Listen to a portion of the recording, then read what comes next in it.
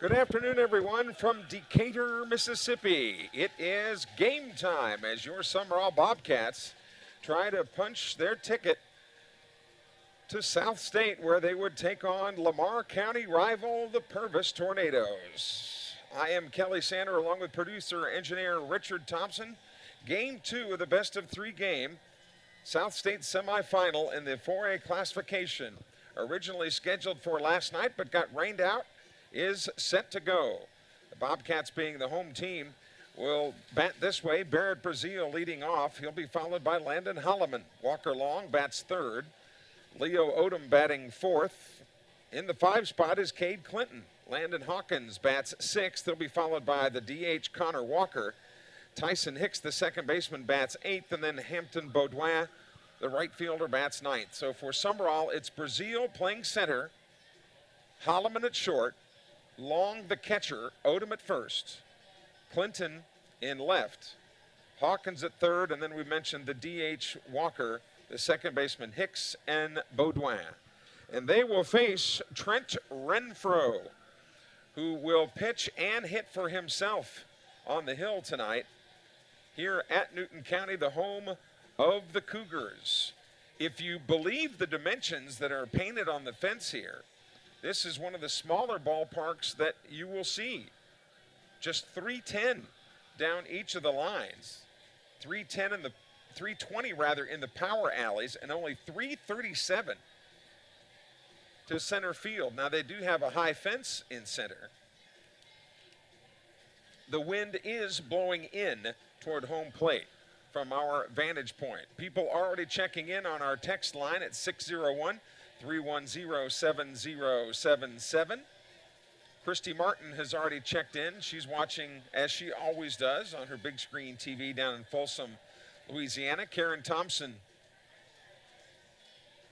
has also checked in, watching on this beautiful HD equipment that a lot of Sumrall fans pitched in to help purchase a year or so ago, making your view the best that it can be. You notice on your view tonight that there is no built-in scoreboard up in the corner, so we will keep you posted as to what the score is. Our play-by-play tonight will be a little bit more radio-friendly, so to speak. Shirley Haddix, one of our favorite Sumrall fans, also watching tonight from her home. As Barrett Brazil digs in, he takes a called strike from Trent Renfro. We'll set the rest of the Newton County defense for you here in just a moment. Brazil hitting .395 with 1 homer, 24 runs batted in. Of course, they were able to play the other game between Purvis and Stone last night, and Purvis steamrolled the Tomcats. So the Tornadoes are already in and await the winner of this series. 2-1 count to Brazil, swing and a miss on an off-speed pitch. Evens up the count at 2-2. Brazil will be followed by Holloman.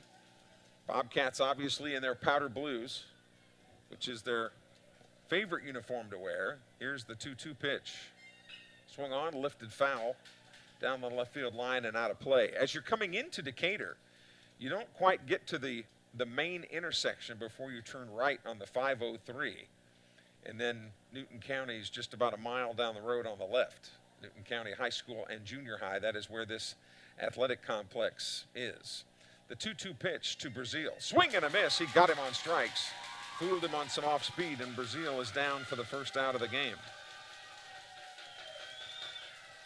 So here's Holloman now. Holloman hitting .398 with a homer and 25 runs batted in.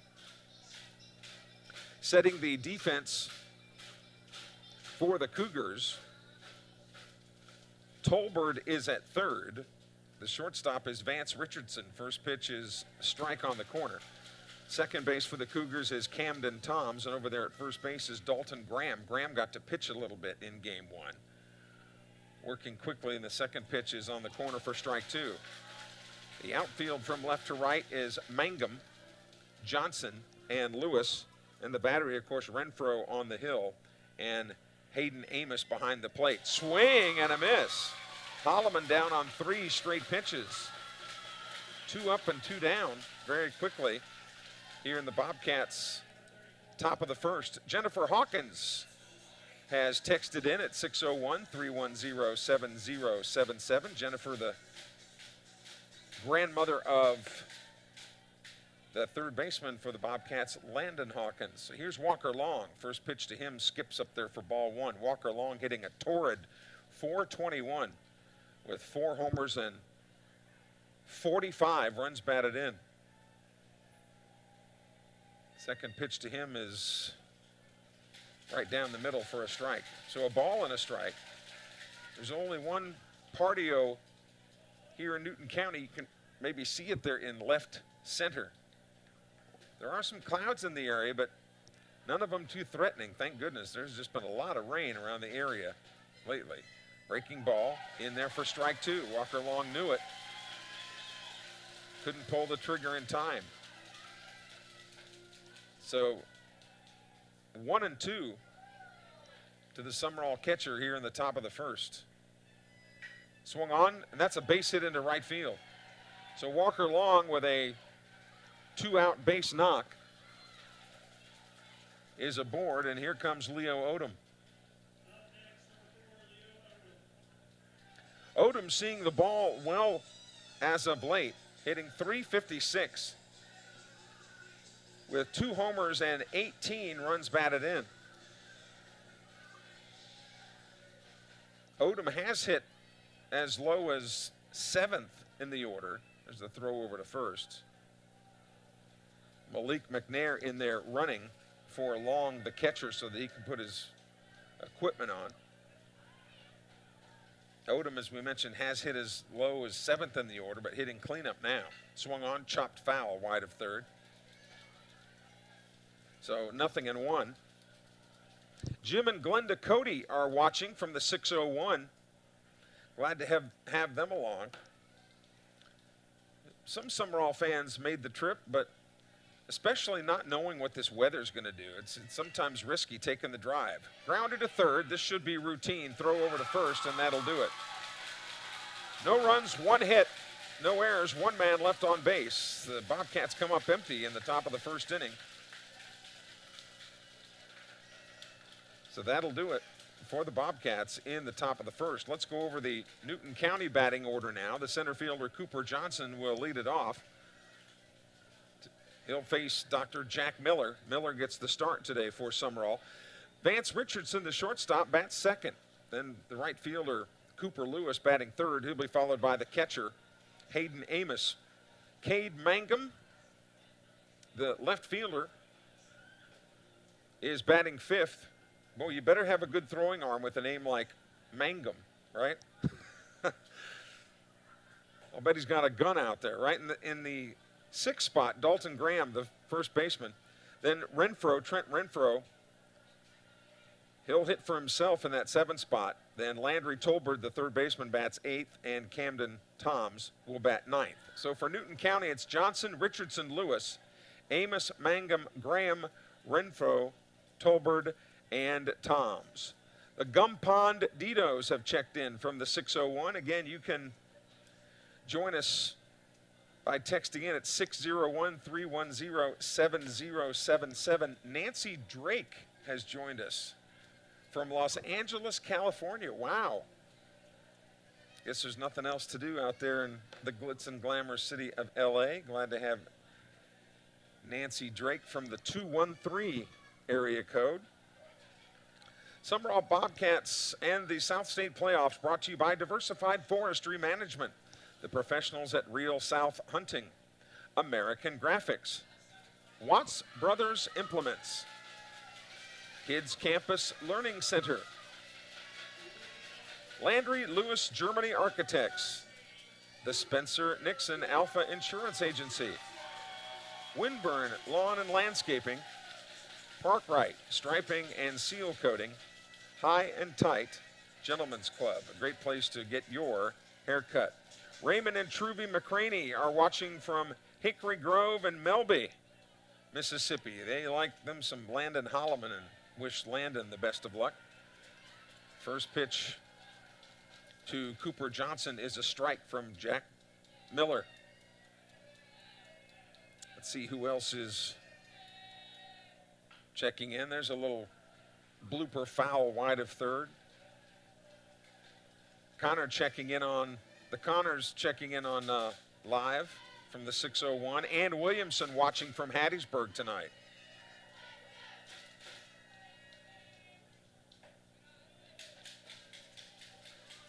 Bottom of the first inning in a game that obviously Newton County must win. Sumrall wins it, then they would have a date with the Purvis Tornadoes and perhaps Destiny.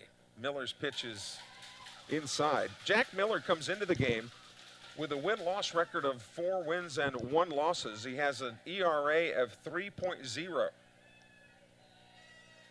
That's swung on and fouled out of play. He has pitched 30 1/3 innings. He has surrendered 27 hits, so that's obviously not even a hit per inning. He has walked 21, struck out 27. Here's the 2-2 pitch, swung on. There's a shot, but handled by Hicks at second base, and he throws over to first for the first out of the inning. Johnson is out on the 4-3, 1 up and 1 down, and that'll bring up Vance Richardson. Coach Andy Davis's parents, which obviously are Drew Davis's grandparents, are watching from Smith County, not able to make it to Newton County today.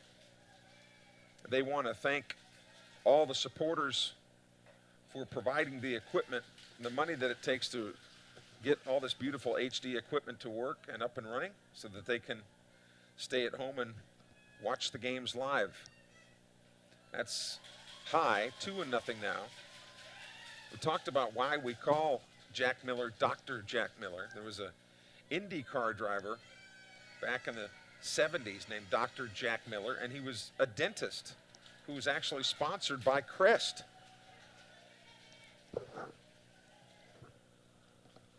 And his car looked like a big Crest tube of toothpaste. So he had quite the notoriety on the Indy circuit. Swung on and fouled into the screen. So Miller evens out the count now at 2 balls and 2 strikes. Should Sumrall ultimately emerge victorious, there would be a slight change in the schedule for the playoff series next week. There would be no game Friday. Swung on, and there's a little looper into left field. That's down for a base hit. It's going to be a slow track in the outfield because of all the rain they've had. Obviously, they've done a great job in getting this dirt infield ready to go, and it is all natural grass. The only thing that is turf is the collar around home plate, but everything else is dirt and natural grass. So ball's not going to roll real fast.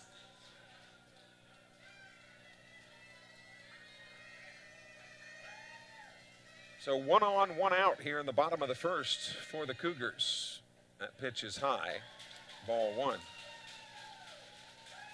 And the reason there would be potentially no game Friday for Sumrall and Purvis is because of graduation entanglements for both of those schools.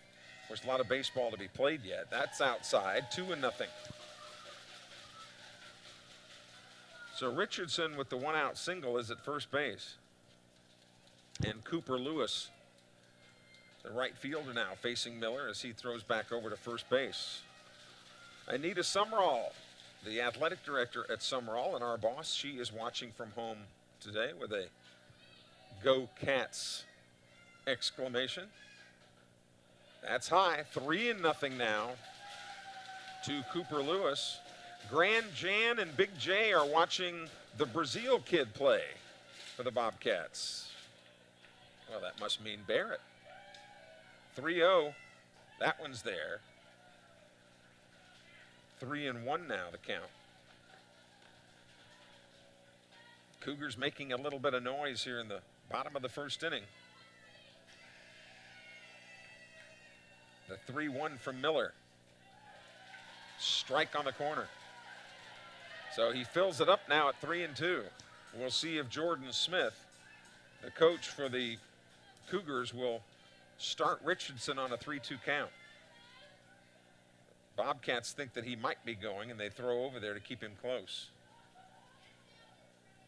Purvis just annihilated Stone County last night, so the Tornadoes await the winner. 3-2 pitch, swung on. Here's a chopper towards second. I don't think they'll be able to turn two. The only play on the fielder's choice is at first. So Richardson is out on the fielder's choice.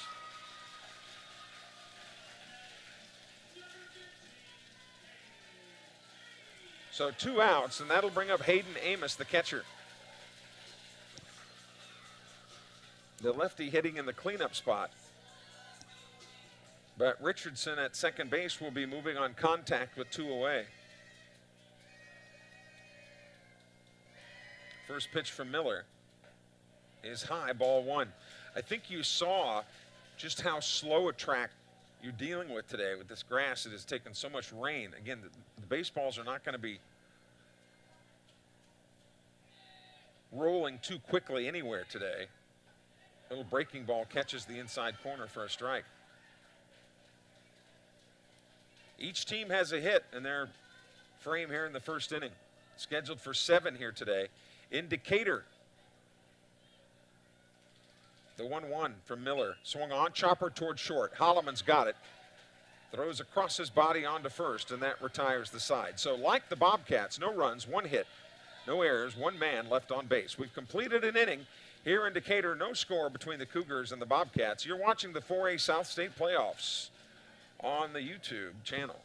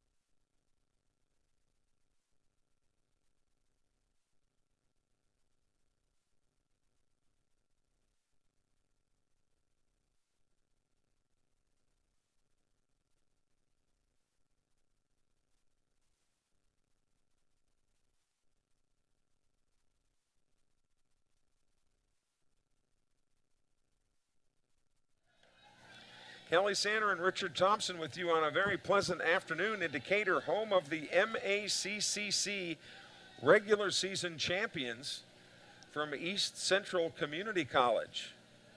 The Warriors won the regular season over teams like Pearl River and Jones. So they are headed to the Region 23 tournament next week in Eunice, Louisiana. William Carey hosting a big opening round NAIA series beginning on Monday. So the Bobcats will send up Cade Clinton, Landon Hawkins, and Connor Walker. So again, not to by any means put the cart ahead of the horse, but should Sumrall win this series either tonight or Monday, and if they would start it on Tuesday, game 2 of this series would probably be on Thursday. It wouldn't be a game on Friday because of graduation entanglements with Purvis and Sumrall. So it would most likely be a Tuesday, Thursday, and then the winner would, of course, go on to state, and that's when the MHSAA would take over. First pitch, chopper toward third. High chopper. Throw to first, and they had to sweep tag, but got Clinton. The throw took him off the bag. It was fielded cleanly by Tolbert, but I think he thought that he had to hurry his throw.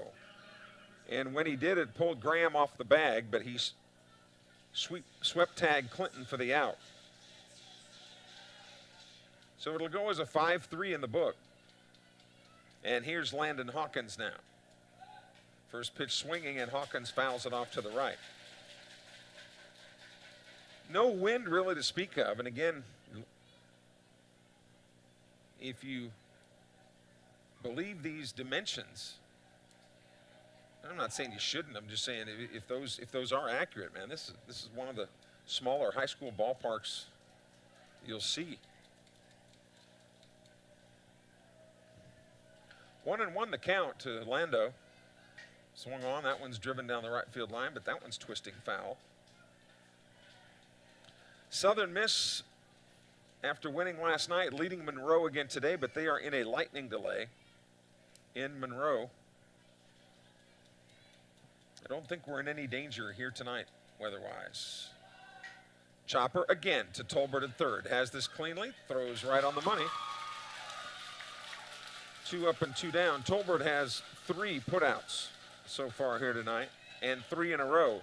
He threw out Odom in the top of the first to end the inning. He has thrown out Clinton and Hawkins back-to-back in this frame. So here's Connor Walker now. Walker hitting .281 with a homer and 18 runs batted in. First pitch to him is low.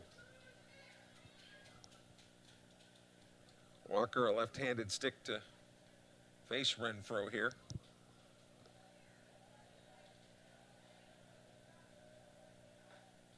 That is outside, 2-0 now to Connor Walker.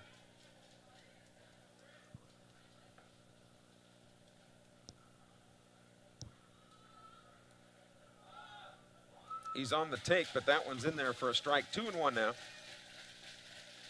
Southern Miss fans were pulling for South Alabama to beat Coastal Carolina last night, but the Chanticleers pulled that one out and late. 2 balls, 2 strikes, 2 outs. Base is empty here in the second. Inside, 3-2 now. Nice sweep to the right by Amos to keep it in front of him.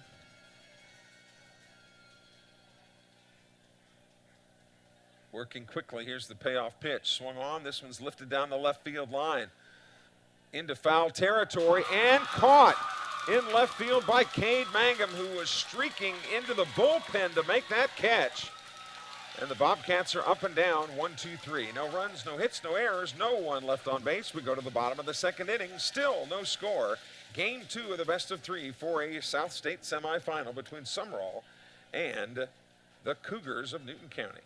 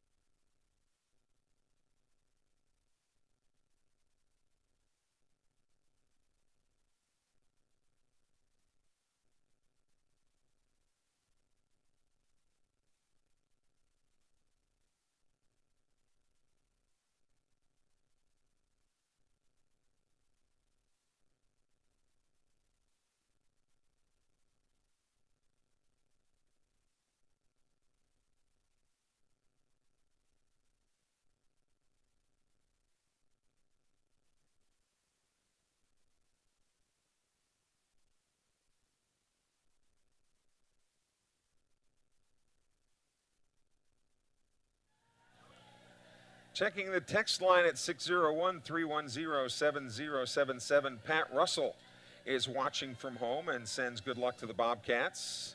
Perry, Elena, and Tate Phillips are watching on their way home from Oxford, where Payne Phillips graduated this weekend. Well, don't watch the screen. You can listen, Perry, or whoever's driving, but don't be watching, of course. Highway Patrol wouldn't like that too much. Here's Cade Mangum, the left fielder who made that great catch to retire the side in the top of the second. First pitch from Dr. Jack is right down the middle for a strike. Mangum, then Dalton Graham, the first baseman, and then the pitcher Trent Renfroe here in the bottom of the second inning. Swung on, lazy fly ball towards center field, but measured beautifully by Brazil and an easy out there. For out number 1. This field is a outfielder's dream because there's just not a whole lot of room to work. So it's either a home run or you're going to be out by a fly ball. Here's Dalton Graham. Nancy, another Nancy has checked in here saying go Bobcats. Glad to have Nancy along from the 858 area code. That pitch is high and inside. Of course, the Bobcats have got a little bit of leeway, but Newton County playing with a lot of urgency because this is it if they don't get this one tonight. I mean, it's pretty simple as to what the end game is here for the Cougars. That pitch is low. 2-1 now to Dalton Graham, hitting 6th in the order for Coach Jordan Smith. Wind is not a factor, won't be a factor.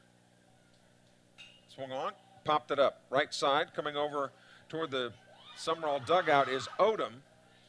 And Odom makes the catch. Out of our camera view, probably. But he was able to snag it for out number 2. So base is empty, and here's Trent Renfro. He's the pitcher, and lots of times high school coaches will have somebody hit for the pitcher, but he's hitting for himself. You know, really exceptional athletes can do that as he fouls that one. The Sumrall defense, not unlike that it's been. Hawkins at third, Holloman at short, Hicks at second, Odom at first. Here's the 0-1 pitch. Work the outside, and it is too far out. And then the outfield, left to right, Clinton, Brazil, and Baudouin. Base is empty, 2 away, no score. Swung on and fouled off to the right side. Decatur, the first major town north of I-20, really, if you come up the 15 highway. Swung on, there's a little looper into center field, and Brazil wisely lets that one drop. So again, a 2-out single has the Cougars in business, and that'll bring up the third baseman, Landry Tolbert.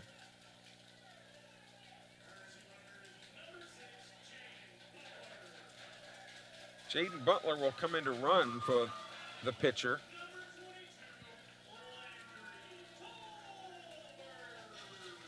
So here's Tolbert, who's hitting 8th in the order. Second hit of the day for the Cougars. Miller's first pitch to him is off speed and misses outside.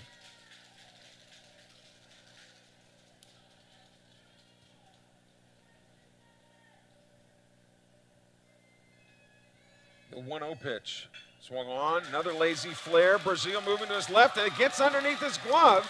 Getting some help from Baudouin. He gets it in with a rifle from right field. But moving on the hit as he can with 2 outs is Renfro. He makes it all the way to third on the base hit. So Tolbert is at first. They've got runners at the corners now and 2 away. And here's Camden Toms, the second baseman. All this with 2 outs.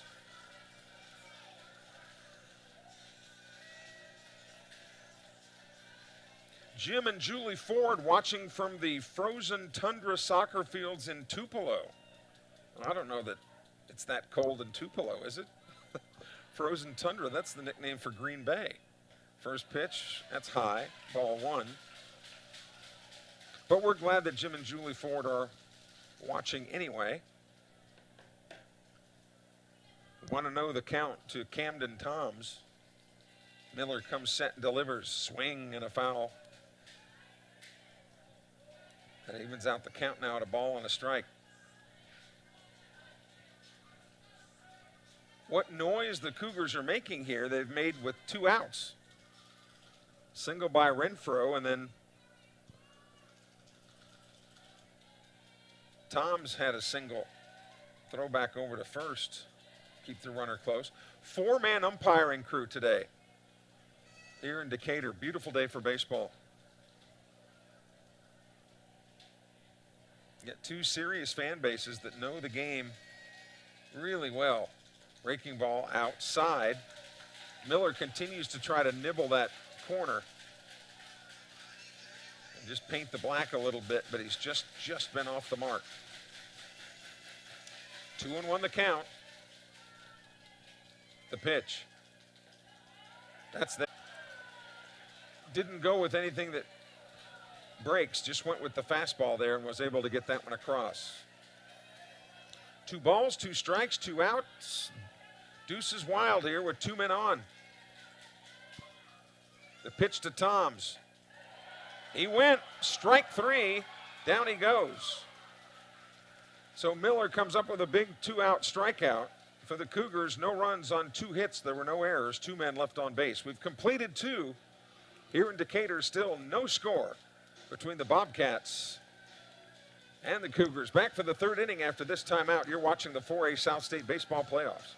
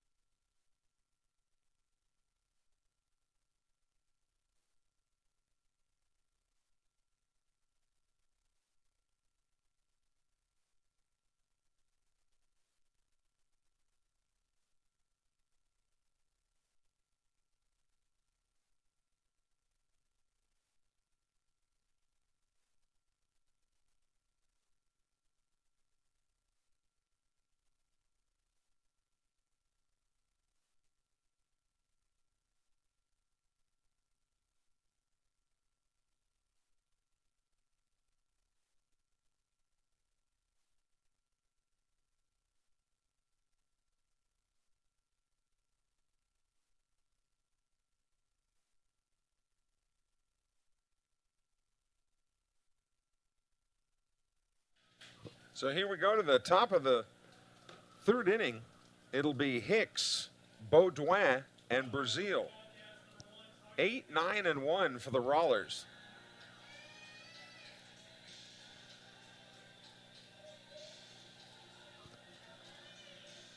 Should there be a game 3, it would most likely be Monday night at Sumrall. We know it will be at Sumrall, just not sure of what night. First pitch to Hicks is high and away. Hicks hitting .213 with no homers and 10 runs batted in.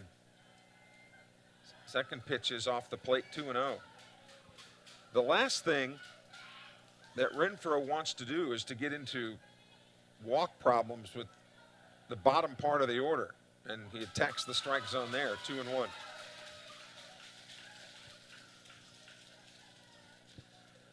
Other area teams from around Sumrall. Petal was eliminated last night. Good year for the Panthers. Swing and a miss. Count evens up at 2-2. So South State in 6A, it will be Gulfport against Northwest Rankin. 5A, West Jones is still alive. Here's the 2-2 pitch. Outside, 3-2. Of course, in 4A, at the moment, you've got Sumrall still alive, and of course Purvis, you know, will be playing at South State. Here's the payoff pitch. Swung on, fly ball to left. Dropping quickly, and there to make the catch. Charging is Mangum, and he gloves it for the first out of the 3rd inning. The Bobcats have only managed 1 hit. That was a single by Walker Long in the first. And here's Baudouin.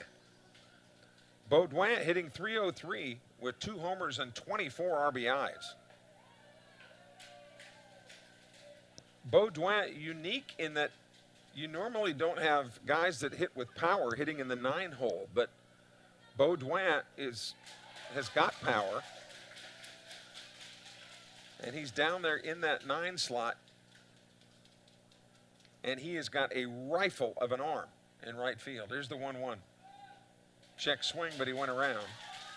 So 1-2 to count. Trent Renfroe has looked terrific for the Cougars here so far. Neither team has played it a run. 0-0 here in the top of the 3rd. The 1-2 pitch. Swung on, ground ball towards second. To his left, handled, and the out recorded. Good play at second base by Camden Toms to rack up Baudouin on the 4-3. 2 up and 2 down. And here's Barrett Brazil as the Bobcats turn the batting order over. Brazil hitting .395 coming into this game with 1 homer and 24 runs batted in. A 2-sport athlete, there's a strike. It used to be in the old days when you talked about a guy being a 2-sport athlete, it would be like baseball and football. Not so much anymore. Here's the 0-1. Brazil, chopper to second. Again, routine. Camden Toms gobbles it up, throws to first base. 3 up and 3 down for the Bobcats. No runs, no hits, no errors.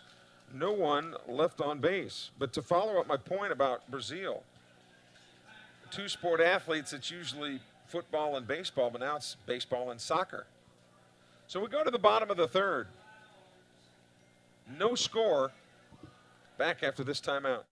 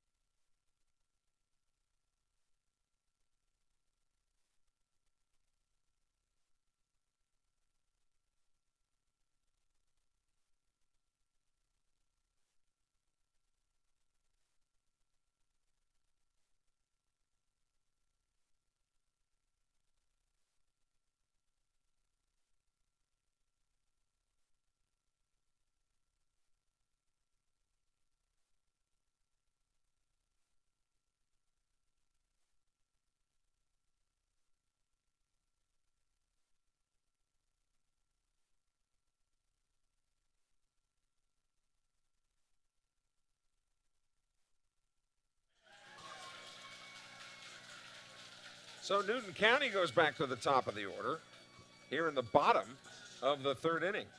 Cooper Johnson, who grounded out to Tyson Hicks his first time up in this scoreless game, is in the hole here, 0-1. Again, normally we have that scoreboard imprinted for you in the upper left-hand corner, but not today. No score. Bottom of the third inning. 0-1 pitch is on the inside corner for a strike. I'll say that about this home plate umpire. He is giving the pitchers the inside corners today. Most high school umpires kind of shy away from that inside corner, but he's been giving both Miller and Renfro that inside corner pitch. Time is called at the plate by Johnson, the center fielder for Coach Jordan Smith. And a must-win game for the Cougs. The 0-2 pitch from Dr. Jack swung on. Little flare out toward left field. Hawkins gives chase, but it gets out of play. The count stays 0-2. It's always our pleasure to be your eyes and ears as we follow these Bobcats on the road to state as they defend their title. Miller gets the sign, kicks and delivers, and that's upstairs. 1-2 the count.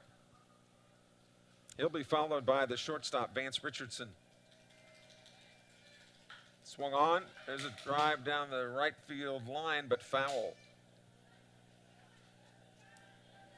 You can see the bullpens are down in each of the corners. They're not protected by any fencing or anything, so you'd have a player actually go down there and face game action to protect any players that might be warming up down there.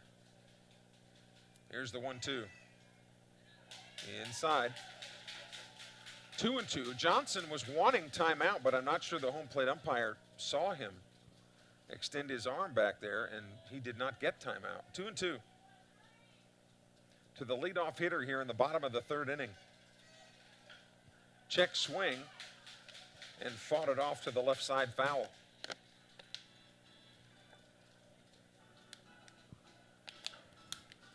I think that's assistant coach Richard Burton down there. Yes, Richard Burton, not the one that married Elizabeth Taylor 5 times, but not many people are old enough to remember that Richard Burton. That pitch is high and outside, 3-2. So Johnson has worked the count full. The pitch. Inside, ball 4, a leadoff walk.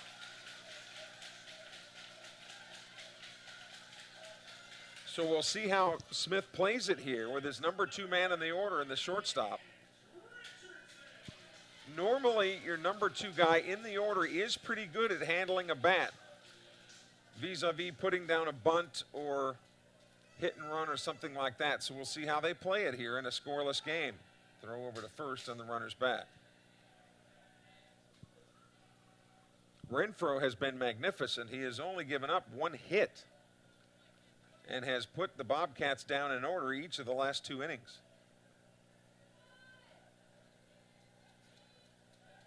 See how they play it here. No bunt shown, and that one's fouled out of play right over our heads.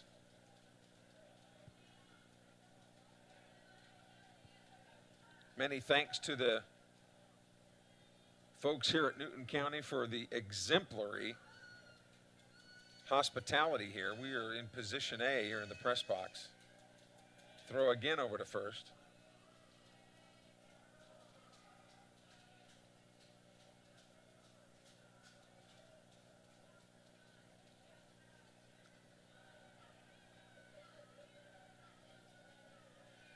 Dr. Jack Miller comes set. Here's the 0-1. Bunt is shown this time. Only plays at first. Throw it, pulls him off the bag. And that'll go as an infield hit. It looked like to me that the ball hit the bat twice, but he was in the box. So it'll go as an infield hit. Runners at first and second. Now, for sure, I would think that you would play bunt here.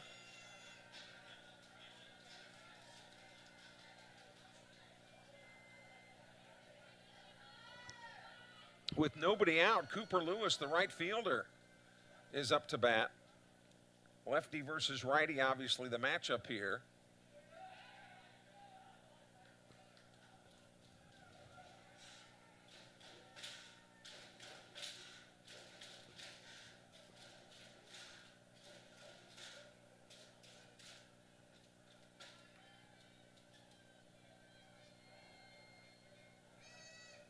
So Miller comes set, trying to see if they're going to show their hands on the bunt. Bunt is being showed, and that's popped into the screen.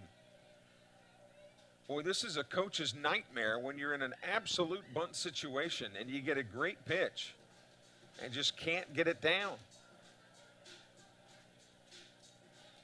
And the Bobcats want to talk this over.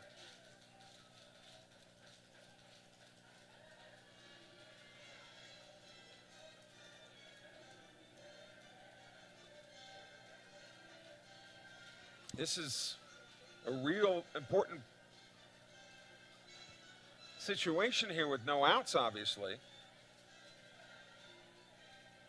Aunt Tracy and Uncle Tommy want to give a shout out to Landon Holloman. They're hoping for a win for the Bobcats today. They're watching, and we'd like to know if you're watching. 601-310-7077.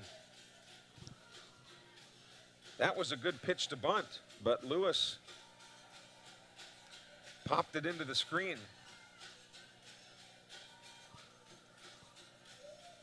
Of course, the argument against the bunt here is you've got your number 3 man in the order who can hit for power. So do you take your chances in just letting him hit away? We'll see here. Holloman thinks the bunt is on still. And Miller backs off the mound, and he's doing that on purpose to see if the hitter will square around and maybe show his cards, so to speak. Lewis did not. Showing bunt this time, puts it down, and it's a beauty. Nobody can get it. No play, and everybody's safe. Another infield hit. Andy Davis out of the dugout.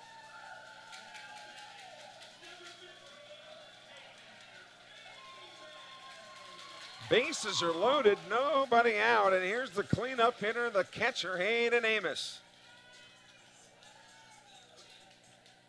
Power hitting lefty. You can see how strong he is, especially from the waist down. Big, strong, powerful legs and hips that can drive the baseball. First pitch to him is a breaking ball inside. No place to put him. It started with a walk to Cooper Johnson. Vance Richardson tried to bunt him over, but wound up beating it out. And then Cooper Lewis with another bunt got an infield hit. Bases are loaded. That's outside, 2-0. The bullpen's starting to warm.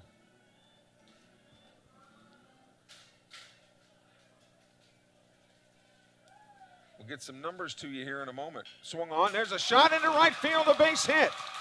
This will score one. Baudouin's throw to the plate. Here it comes. It'll score just one.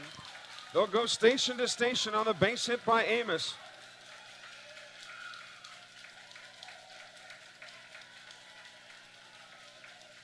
An RBI single, but still nobody out.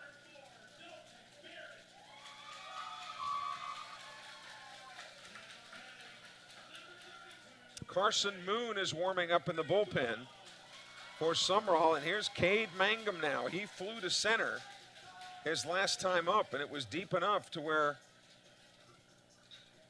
that would be enough for a sacrifice fly here. Now alertly Hawkins calls timeout, and you know what this is all about. He's simply trying to milk time for Carson Moon to get loose. You've got Richardson at third, Lewis at second, courtesy runner for Amos at first, and still nobody out. Logan Powell is watching today. Boy, we could use some Logan Powell in the lineup, but he's having to watch today. He says, let's go Bobcats, and the Templetons are watching. Get those blue and yellow hearts. Jack Miller working in very choppy water right now. Bases loaded, nobody out, one run in. Breaking ball, popped it up and out of play. Mangum, the left fielder, who made a great running catch in the bullpen earlier in the game, is looking to further the damage here. Breaking ball, base hit into center field. Brazil comes up with it. Throw again to home, and again they'll go station to station. Throw back to third, and the runner is out. Overrunning third was Cooper Lewis, and he got tagged out. Big mistake by Cooper Lewis, but the Bobcats alertly saw that he overran it. So runners on first and second. One out now.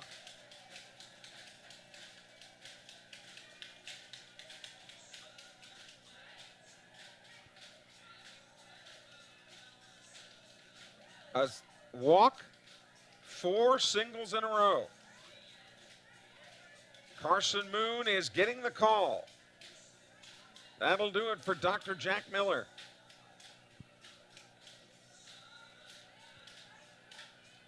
Well, the Cougars have smelled the blood in the water. They've put 2 across and are looking for more. The runners on first and second are Miller's responsibility, but it'll be Carson Moon's job to try to shut it down. We're in the bottom of the third inning. Game 2 of the best-of-3 game series. The Cougars have put 2 across and looking for more. Carson Moon comes in now.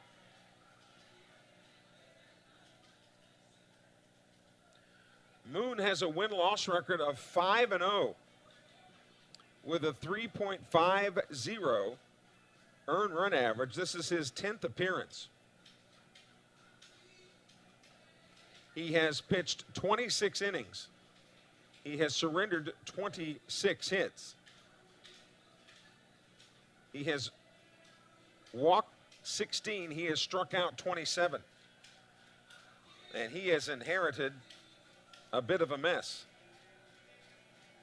Michael Risley watching from the 228 area code. That would be down on the coast somewhere. Michael, glad to have you with us, which the circumstances were a little bit different at this point. But Connor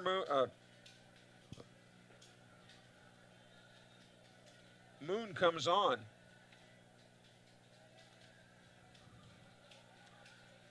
To try to shut the door here.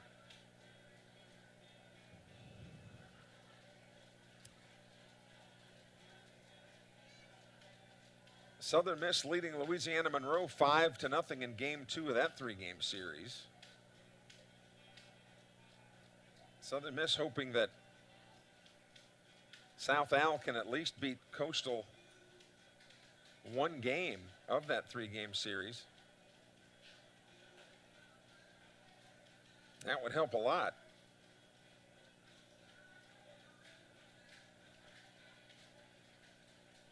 The Purvis Tornadoes now just sit and wait.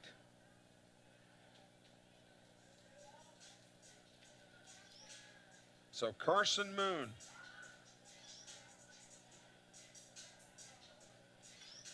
Runners on first and second, 1 out. 2 runs already in.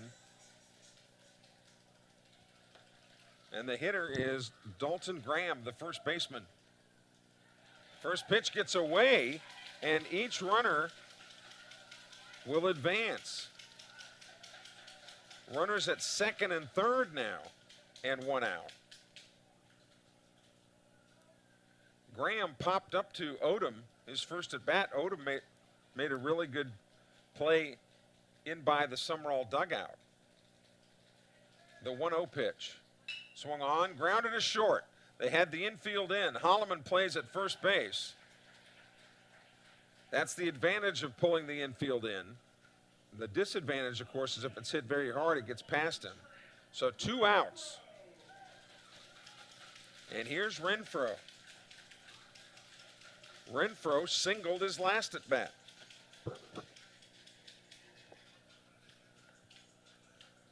Runners will be moving on contact now with 2 away.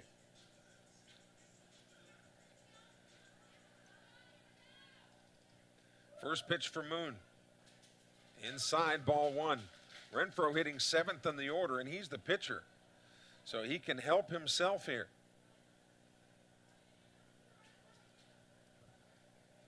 The 1-0. Inside.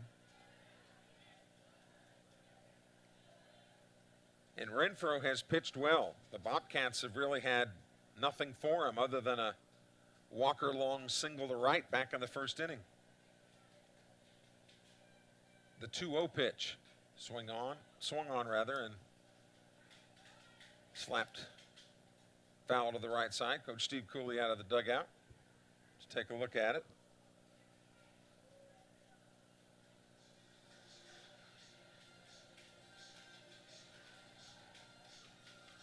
Should he reach, then the third baseman, Landry Tolbert, would come to bat. The Cougars batting in the bottom of the third, leading it 2-0 now. The 2-1 pitch. Inside, 3-1. Carson Moon has been raring back and throwing BBs in there. Working consistently the inner half of the plate. Swung on and lifted foul. So the count fills at 3-2. Big pitch coming up here. If the Bobcats could limit it to 2 runs, that would be huge. The pitch. Swung on, fly ball to right field. Being measured by Baudouin. He's got it. And that retires the side. And man, that is big. 2 runs on 4 hits. 2 men left on base, but the Cougars do come up with 2. And at the end of 3 innings, here in Decatur, it's Newton County 2, Sumrall nothing. Back with more in a moment. You're watching the South State 4A High School Baseball Playoffs.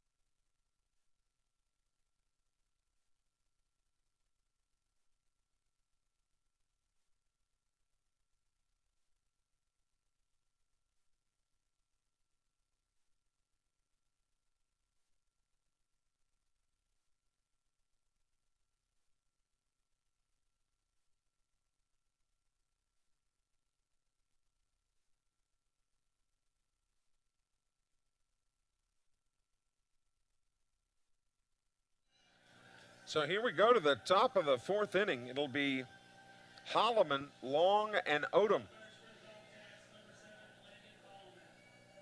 Bobcats trail.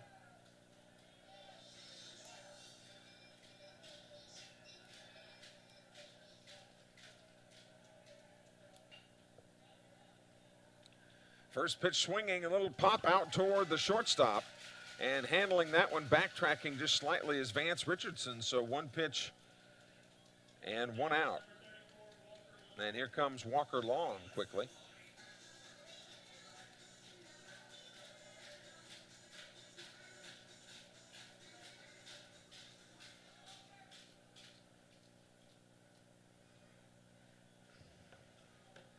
Long hitting .421 coming into this game. He's got the only hit for Sumrall so far in this game.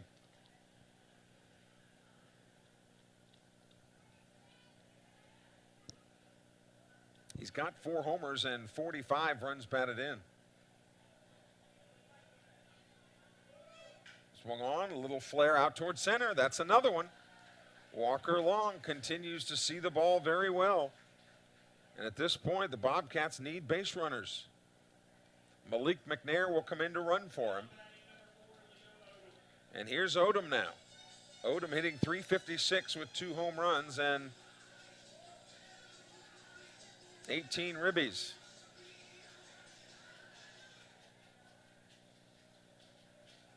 A man on and a man out here in the top of the 4th.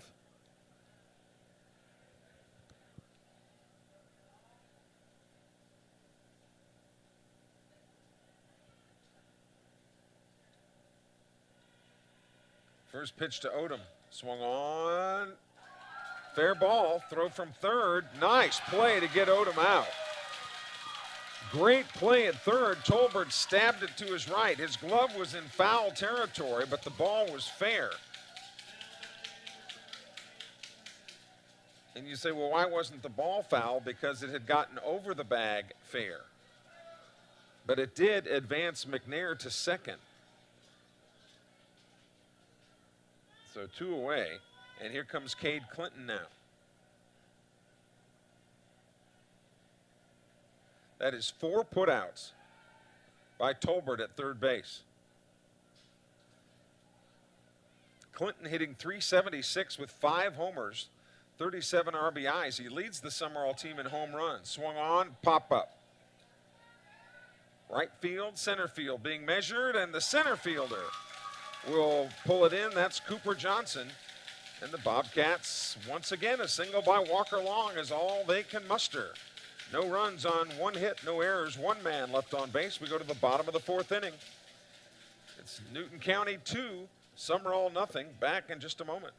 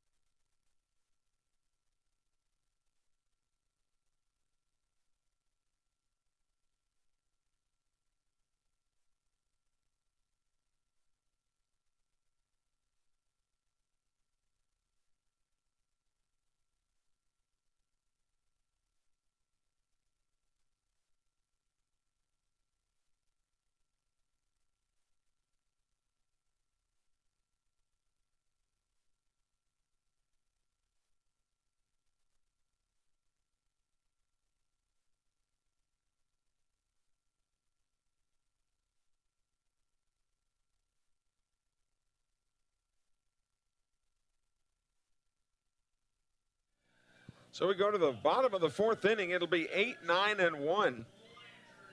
Tolbert, Toms, and Johnson. For the Cougars, Carson Moon coming out for his first full inning of work. And the first pitch to Tolbert is a breaking ball. Tolbert singled in his only other at bat. Newton County batting in the bottom of the fourth inning, leading Sumrall 2-0 here in game 2 of the best of 3 game series. The Clark boys are checking in from the 769. They are watching their cousin Landon. Of course, they didn't tell us which one.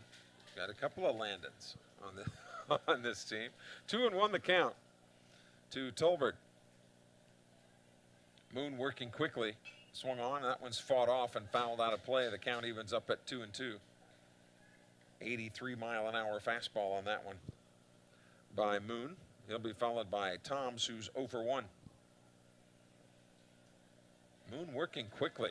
2-2 pitch, and that hit him. For the second straight inning,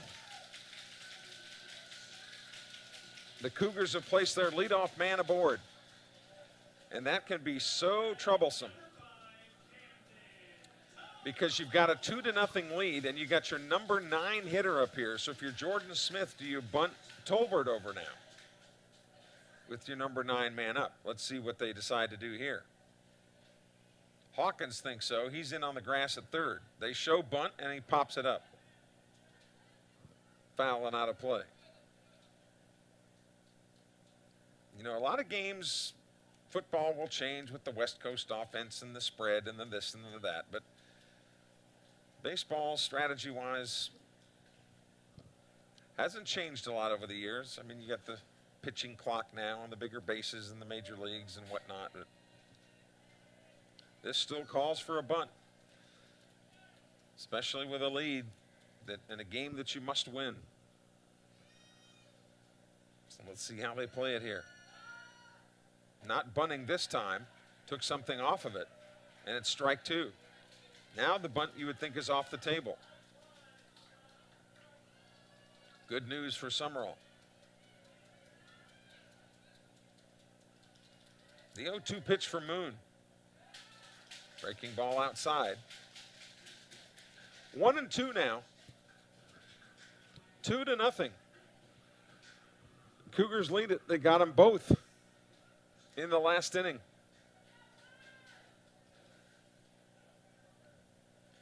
Moon looking carefully at that leadoff man. Snap throw back to first base, and Odom had to go up in the air to pull it down. 2 balls and 2 strikes to Camden Toms. Cooper Johnson, the leadoff man, is in the on-deck circle. Cougars over here to our left. Swung on, fly ball, but out of play.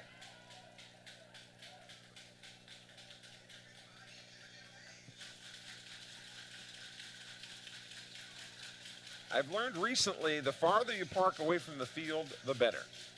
So I'm almost in Jasper County, but that's okay. Again, the 2-2 pitch. Swung on, there's a little flare out toward right field, but Baudouin was right there. And quick to get it back in. But that's a line out to right. Nice play by Baudouin. Landon Holloman is their cousin. Clark boys are from Northwest Rankin. They'd like to wish Nash Clark a happy 6th birthday. Cooper Johnson now comes up to bat. That was good fortune for Sumrall because now a double play gets you out of the inning. First pitch is a breaking ball strike on the outside corner. 2-0 Cougars as they bat here in the bottom of the 4th inning. Sumrall has only been able to muster 2 singles, both off the bat of Walker Long. Trent Renfro has handcuffed the Raw Cats.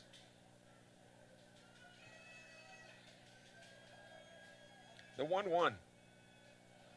It's inside. 2-1. Vance Richardson is on deck, and he has singled twice. So he's a guy that the Bobcats have got to be leery of.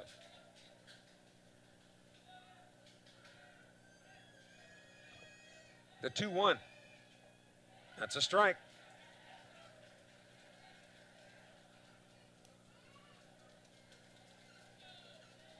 Playing him straight away to actually shading him a little bit to go the other way. Swing and a miss. He struck him out. Big out there by Carson Moon on the K, his first of the day. 2 outs, and here is the aforementioned Richardson.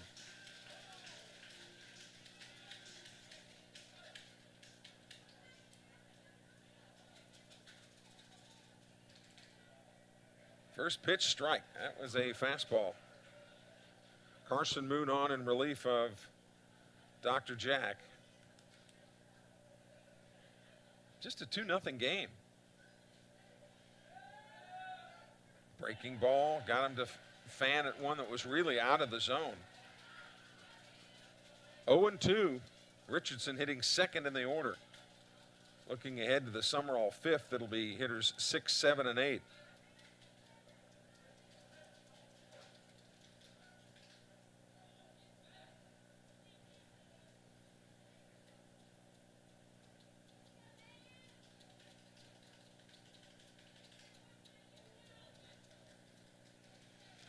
To the count. Here's the pitch. Swing and a miss. Carson Moon strikes out Vance Richardson to end the inning. No runs on no hits, no errors. There was a man left. We've completed 4 here in Decatur today, scheduled 7. Here in game 2 of the best of 3 game series. It's the Cougars 2, the Bobcats nothing. We'll go to the 5th inning after this timeout.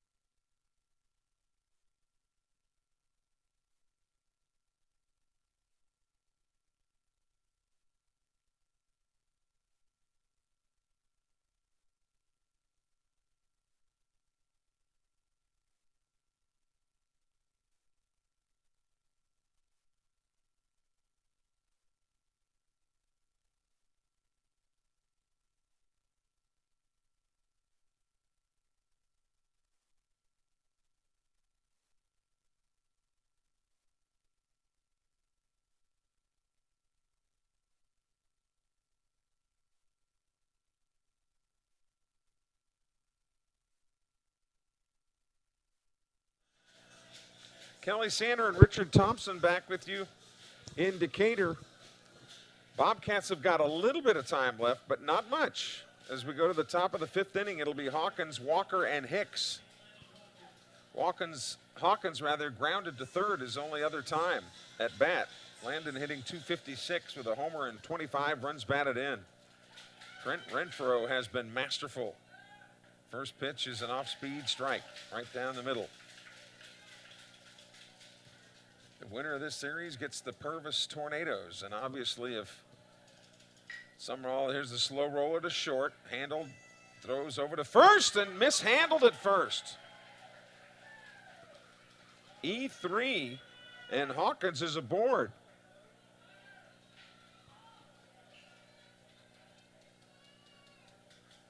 That's all it might take. You never know. Bobcats just need runners any kind of way. But should Sumrall and Purvis play in that South State final, obviously Lamar County would have a team in the state championship again. Now Connor Walker wants timeout. He flew to left field his first time, hitting .281 with a homer and 18 runs batted in. First pitch to him is a strike. Andy Davis and Steve Cooley on the bases for Sumrall here. The Bobcats have always been one of those funny teams that they get to a point where, oh, what do we need to do to win? And then they go out and do it. They came into this game 26-5. That pitch is inside, gets away from the catcher, but wisely, Hawkins stays put. Because you really don't want to give up the outs, right?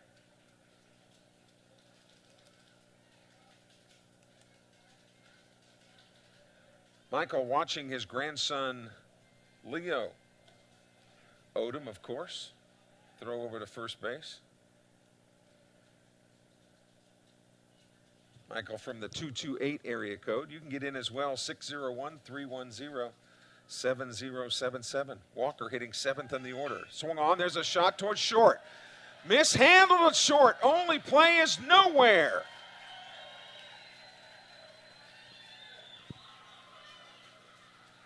Vance Richardson was hoping to turn the double play. You could just tell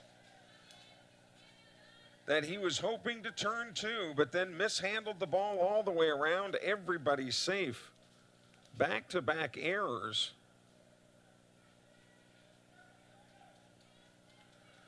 Puts runners at first and second. Now if you're Andy Davis with Tyson Hicks, how do you play it?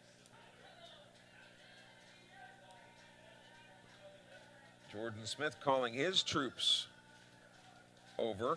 Tyson Hicks, the number 8 man, as we mentioned in the order, hitting .213 with no homers and 10 runs batted in. Conventional wisdom has always been you play for the tie on the road.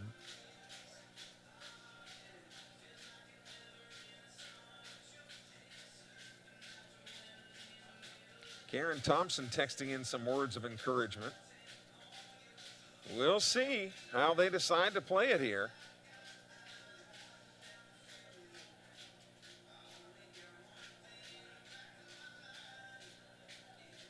The plot thickens here.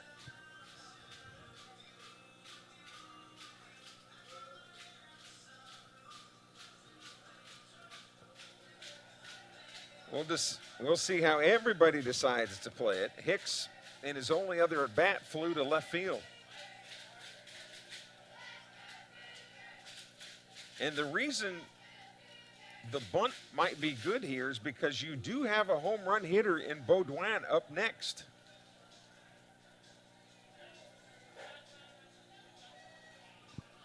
So what to do, Andy Davis?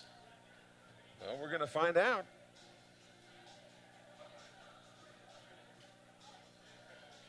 Hawkins at second. Runner for Walker at first. And here's Hicks. He's showing bunt. Pickoff play at second base. Pittman is the runner at first base. So Pittman running for Walker. Hicks not even being discreet. He put the bat out there showing that he's going to bunt.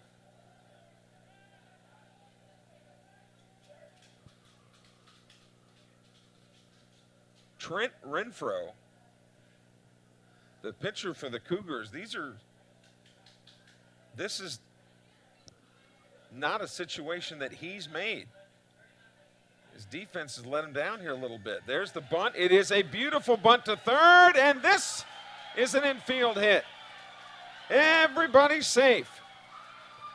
What a bunt by Tyson Hicks. Now, it was misplayed a little bit by Tolbert, but it was a hit all the way. So now the bases are loaded for Sumrall and nobody out. And here you've got Baudouin. He grounded to second base his first time up, but he has 2 home runs on the year with 24 runs batted in. First pitch to him is a no. Look good from here. Called ball 1.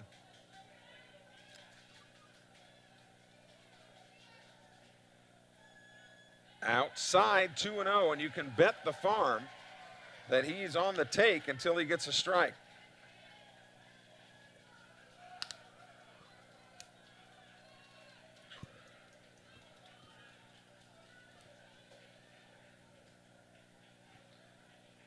The 2-0 pitch. That's high, 3-0 to Baudouin. And Barrett Brazil on deck.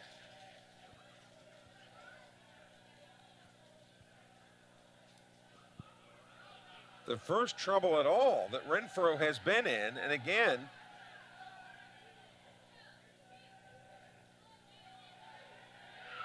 now one of the coaches for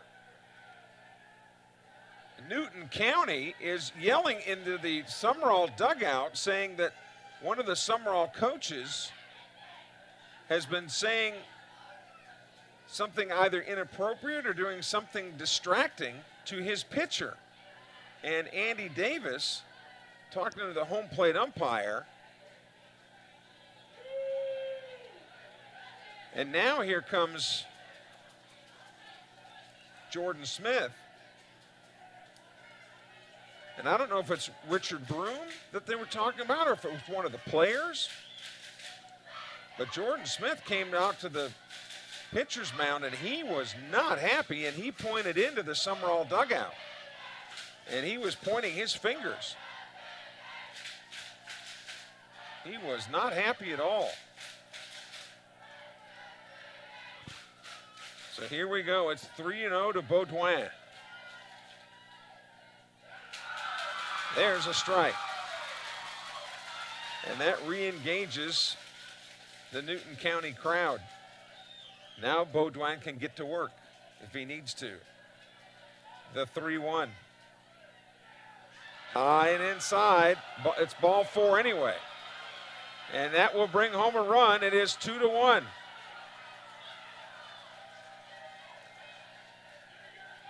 They're arguing that the ball didn't hit him, but as the umpire said, it doesn't matter. It was ball 4 anyway. So the first run is in for Sumrall. It is a 2-1 game. The bases are still loaded, and here's Brazil. Still nobody out. First pitch to him. There's a strike. So now you've got Pittman at third, Hicks at second, Baudouin at first. Nobody out. Fouled into the screen by Brazil. Brazil has struck out and grounded to second. They've got the infield pulled in. Sumrall batting in the top of the 5th inning. Trailing 2-1. But they have picked up the Cougar scent here. Swung on, chopper to first. The only play will be at first base. The run will score, throw back over to third. The runner's back, so we've got a tie game. 1 out. Hicks advanced to third. Pittman scored. Baudouin advanced to second.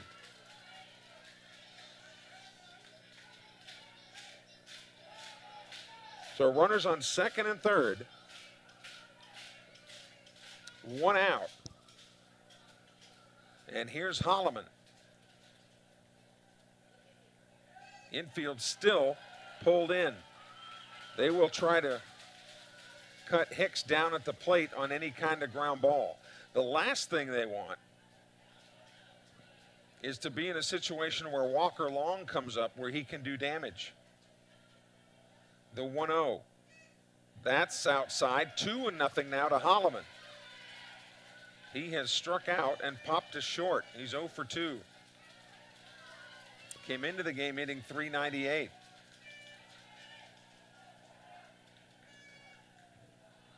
Here's the 2-0 pitch to Holloman.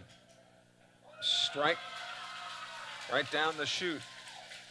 2 runs, 6 hits, 2 errors for the Cougars, but they both come in this inning. 2 runs, 3 hits, 1 error for the Rawlers. Here's the 2-1 pitch. Swung on, chopper right back over the pitcher's head. Play is at first base, but Sumrall has taken the lead. Tell you what, they're punching Judean. Not hitting the ball hard, but taking advantage of plays that they're given. So Baudouin advances to third. There's 2 outs. And here's Walker Long. First base is open. And I think they're discussing whether to put him on.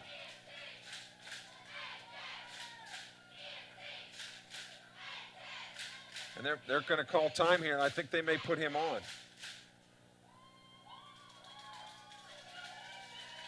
Well, they're going to talk it over. I thought when he called time, they would put Walker Long on. I would. Because Walker Long is 2 for 2 with 2 singles, and he was hitting .421 coming into the game.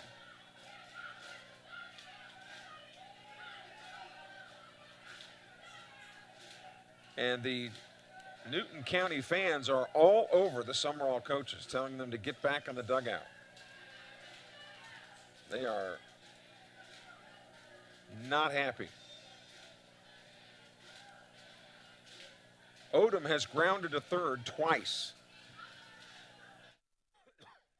So if you're going to pick your poison based on today's results, you would walk Long and pitch to Odom.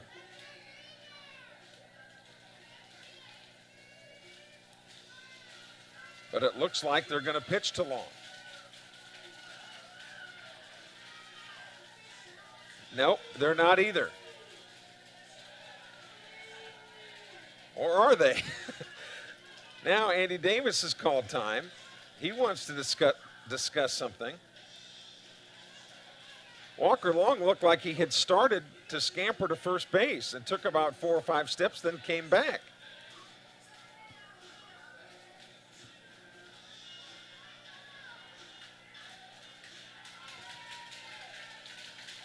And they are. Now the umpire has given the official indication they are going to walk Walker Long. That's what I would have done. Look, baseball is baseball, and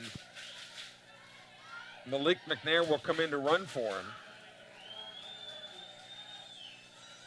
So runners at the corners. And here's Odom. It'll be up to Odom to cause the damage here. Sumrall has taken the lead. It's 3-2 with 2 outs. First pitch is a strike, and Malik McNair takes second base unabated. So runners on second and third now with 2 outs, and Odom in an 0-1 hole.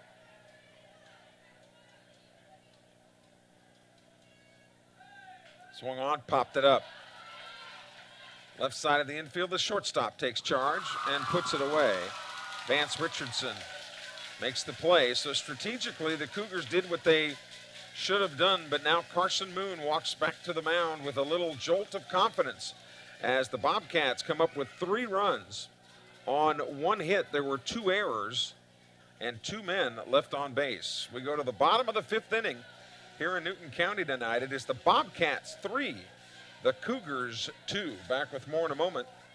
You're watching the South State 4A High School Baseball Playoffs.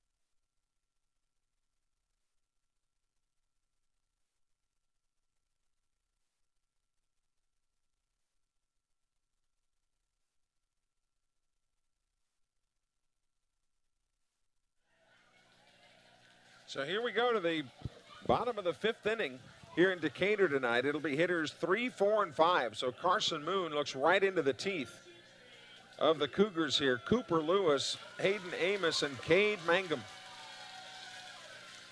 And these first 3 guys that he will face all got hits their last time up. Now the Cougar bullpen starts to work. First pitch to him is outside, ball 1. Lewis has reached on a fielder's choice and singled.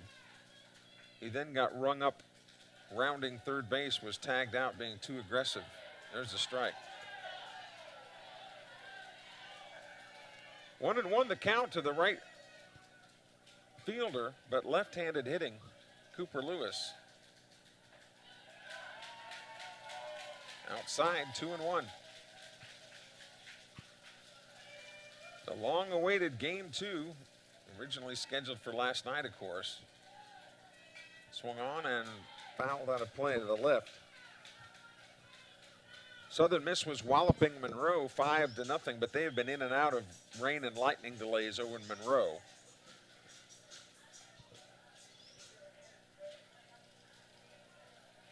Here's the 2-2 pitch from Carson Moon. He got him on strikes. Was looking for the bender and got the fastball. That's 3 strikeouts in a row now for Carson Moon.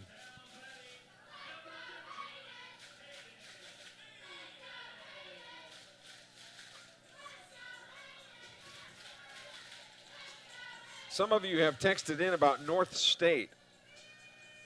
Not sure about how West Lauderdale and North Pontotoc have made out in the north part of the state yet. Of course, that they would have another round to go. I'm not sure that those will even be the combatants. Probably. You know, it's the usual suspects usually in a lot of these classifications. There's a strike. 1-1 now to Hayden Amos. The catcher has grounded to short, and he has singled with an RBI. Here's the 1-1. That's outside. So the book is closed now on Dr. Jack Miller. He cannot lose this game. It's now all on the shoulders of Carson Moon. He would be the winner or the loser now at this point. The 1-1 pitch. Low, 2-1. The Sumrall bullpen is empty, but the Cougars are working.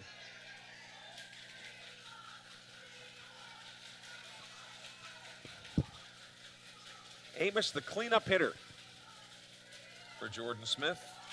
And there's a walk. A 1-out base runner.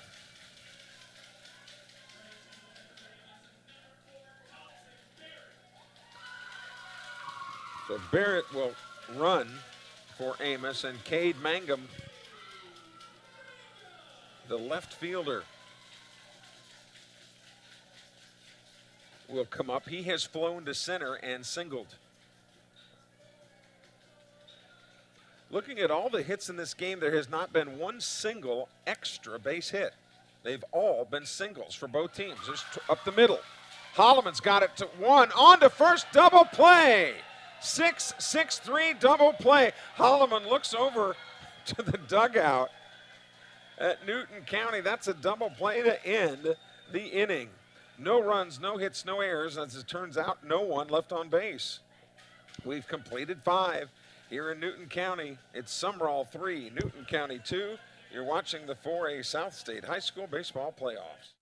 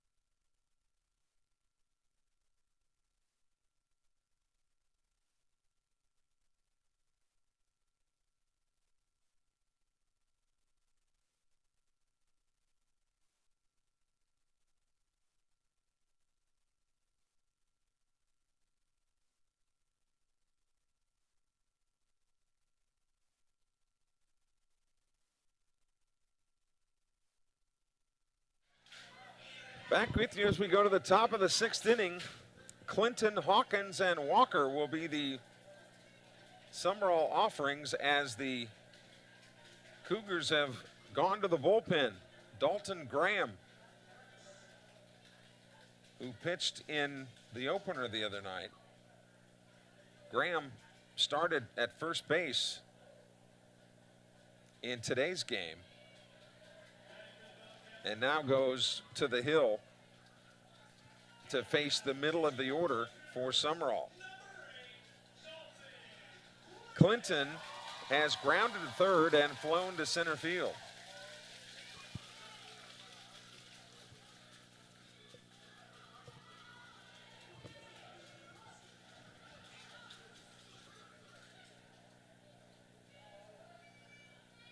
So we get to work here in the top of the 6th inning, and the first pitch to Clinton is high, ball 1.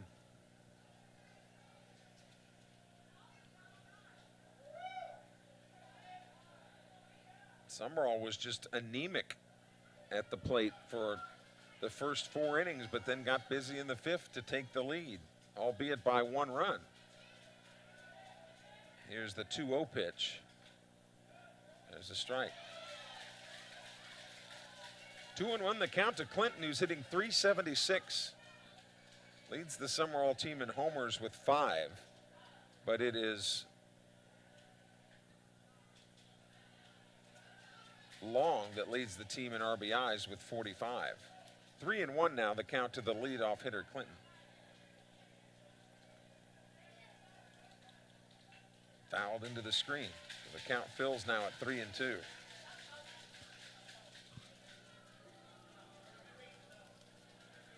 And I just happened to see down to my right some of the Purvis players in the crowd tonight. No doubt making the trip to do a little scouting. Swung on and fouled out of play again. Sumrall would have home field advantage over Purvis, but Purvis would have home field advantage over Newton County. Swing and a miss. He struck him out. So Clinton is up and down on strikes to lead off the 6th. 1 up and 1 down. And here's Hawkins, who has grounded to third and reached on an error. He's officially 0 for 2.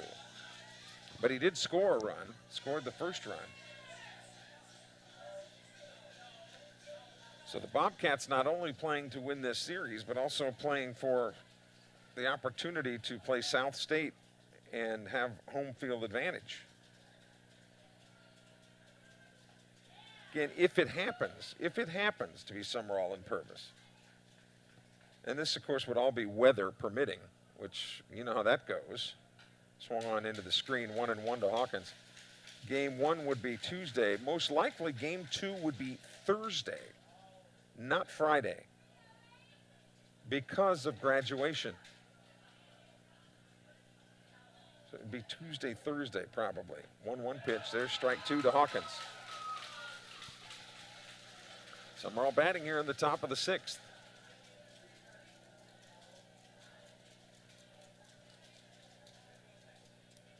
The 1-2. Strike 3, fastball. Hawkins was fooled and could not pull the trigger. 2 up and 2 down. Both via the K. And here's Connor Walker now.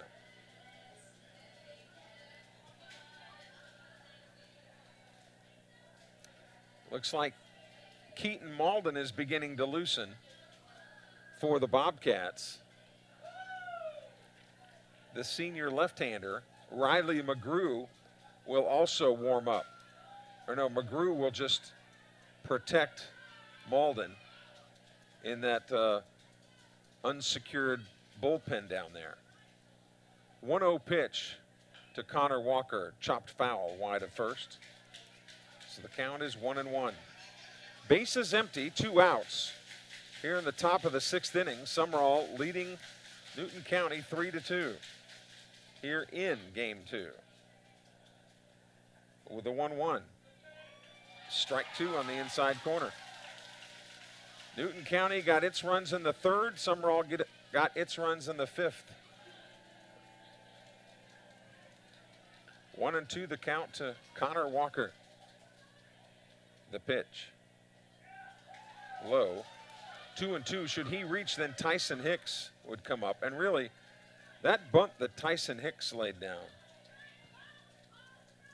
is really noteworthy and commendable. And he should really be. There's a breaking ball on the inside corner that fooled Connor Walker. So Dalton Graham strikes out the side for Sumrall. 3 up and 3 down. 2 strikeout looking. No runs, no hits, no errors, nobody left. Carson Moon back on the hill. As the Cougars will send hitters 6, 7, and 8 to the plate in the bottom of the 6th inning. You're watching the South State High School 4A baseball playoffs on the Sumrall YouTube channel.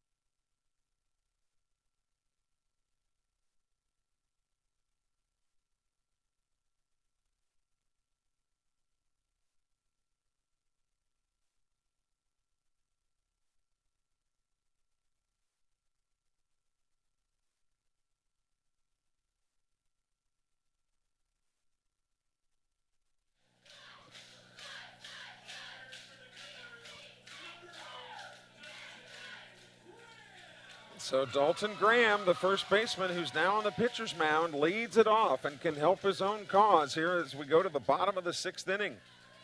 First pitch from Moon is low, ball 1. Keaton Malden continues to loosen in the bullpen for Sumrall should he be called upon here in the waning moments of Game 2. 1-0 pitch is low, 2-0. The last thing the Bobcats want to do is put the tying run on base via the walk. Here in the bottom of the sixth, the 2-0 pitch. Inside 3-0. Because they would also work further down into the lineup, with Graham being the sixth hitter in the order. The 3-0 pitch. There's a strike. Graham knew it. He kind of started that trot but came right back. Here's the 3-1 pitch. That's low, ball 4. So where the Bobcats had been the recipients of some leadoff men getting on base, they've got their leadoff man aboard. And here's Renfroe now.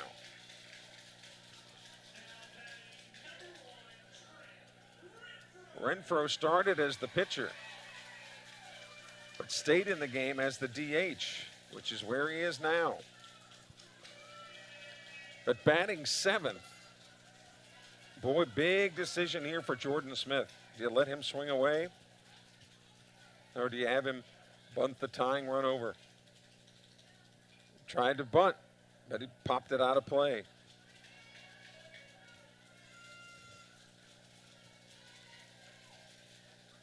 So now you would think you'd know what's going on.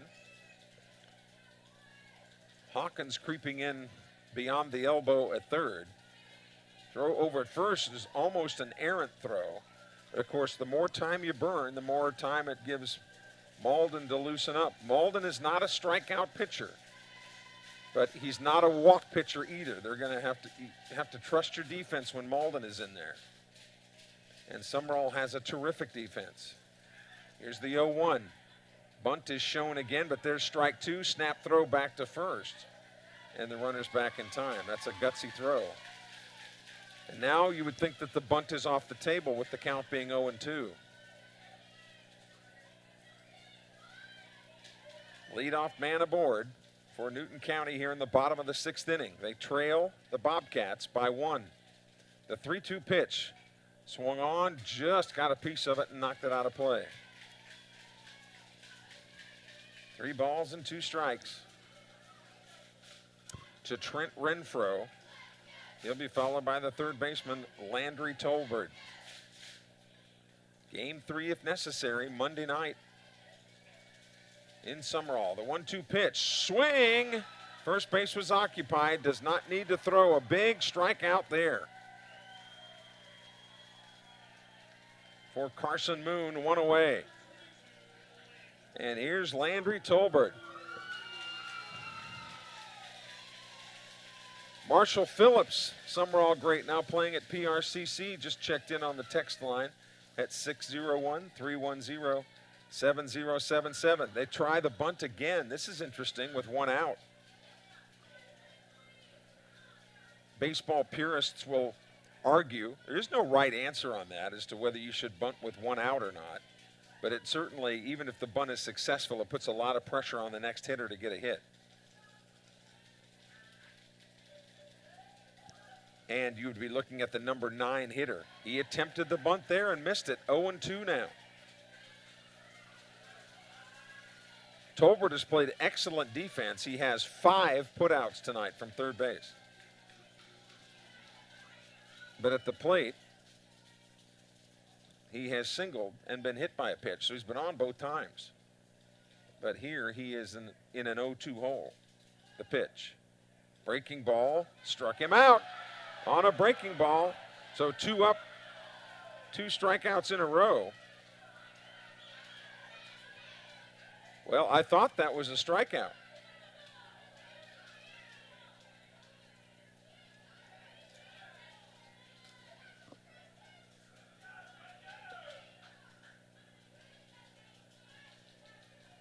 Lone Star, Coach John Timms. Do they still call you Lone Star, Coach? John Timms checking in. Sumrall coach. Glad that he is checking in. I had an 0-2 count, which would make Tolbert a strikeout. And he's out. Yeah, I had it right. So 2 outs, runner on first. And it'll be up to Cameron Toms, the second baseman.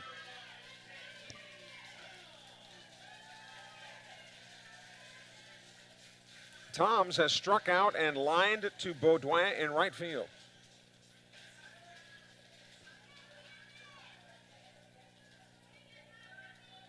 Three to 2 Sumrall here in the bottom of the 6th inning. First pitch to him. Gets away from Walker Long. Down to second base goes the tying run. And it's a 1-0 count to Toms. Should he reach, then the center fielder Cooper Johnson, who's in the leadoff spot in that batting order, would come to bat. Boy, that was big. Getting Graham in scoring position. 1-0 pitch. Strike on the inner part of the plate. 1-1. Count to the number 9 hitter. Graham walked. Renfro and Tolbert struck out, but he's there on the pass ball. Swung on, just stuck the bat out there and caromed off the facade here to our right. So 1-2 now. And I would think now that Keaton Malden would be ready if they needed him. But Moon has battled here. The 1-2 pitch. Breaking ball out. 2-2. He'll be going on any type of contact, Will Graham. Doesn't have to worry about being doubled up with 2 outs. So he'll be flying to try to get that tying run home. Bottom of the 6th inning, here's the 2-2 pitch. Inside, 3-2. That's got this crowd on the edge of their seats no matter who you're cheering for. Carson Moon looking into Walker Long. The 3-2 pitch is called. Here it comes. Swung on, popped it up. Landon Holloman calls for it. He's got it. And that retires the side. No runs, no hits, no errors. 1 man left on base. We have played 6 here in Decatur tonight. It is Sumrall 3, Newton County 2. Back with more in just a moment.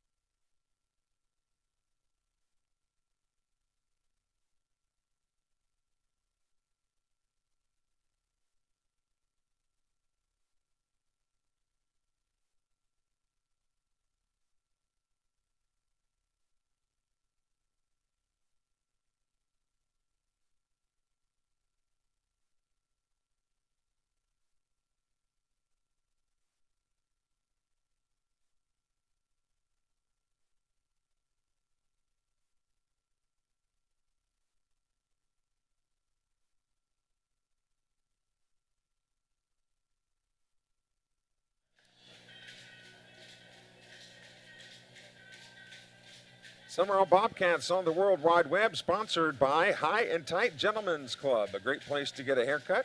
That's where all the guys on the baseball team go. Parkwright Striping and Seal Coating. Winburn Lawn and Landscaping. The Spencer Nixon Alpha Insurance Agency. Landry, Lewis, and German Architects. Kids Campus Learning Center. Watts Brothers Implements.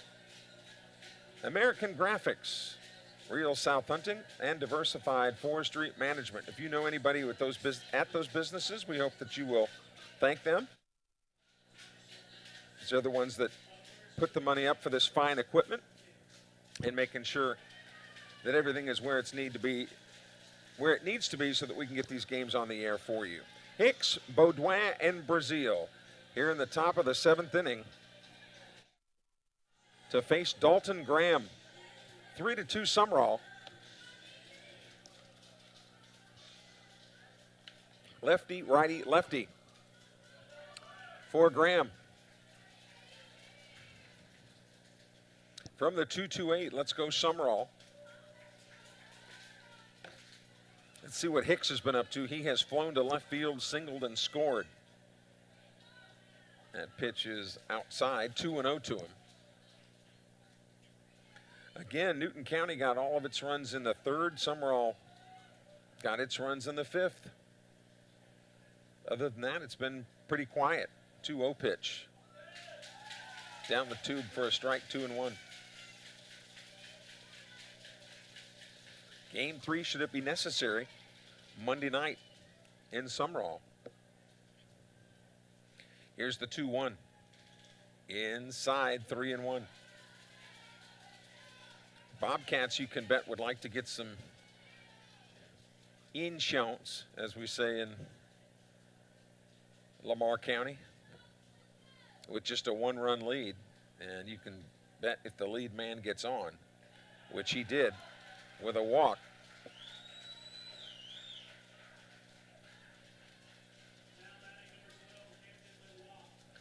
Boy, Hicks has singled and walked. Baudouin has walked. When you look at, you can't do that to the 8 and 9 guys in the order. And no disrespect to Tyson Hicks and Hampton Baudouin, but they would tell you that as well. The 8 and 9 guys, you got to make sure you get out. And you certainly can't walk them. Let's see how the Cougars play it. Baudouin shows bunt, but then pulls it back on a pitch that's outside.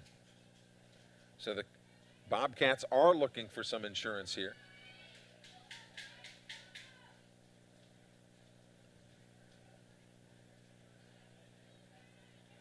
Showing bunt again is Baudouin. Tries it and missed it for a strike. Baudouin, then the Bobcats turn it over. Brazil on deck here as the Bobcats bat in the top of the 7th inning, trying to close this one out and move on to South State and to face the Purvis Tornadoes. The battle of 589, where it really means something. Breaking pitch, strike 2. Baudouin a little frustrated because he pulled the bat back too soon. 1-2 now to the Sumrall right fielder. Baudouin hitting .303 coming into this game. And behind in this count, 1-2. Breaking ball, got him. Breaking ball, Baudouin was looking for the fastball and he got the bender. He's out on strikes. 1 away. And the Bobcats did not get the man over to second, so here's Brazil. We'll see now how the skipper wants to play this. Because Brazil can fly. And when the Bobcats have tried to bunt for a hit, they've been successful. Shows bunt and then pulls it back on a pitch that's outside. Charging from third has been Tolbert. He has played well defensively for the Cougars.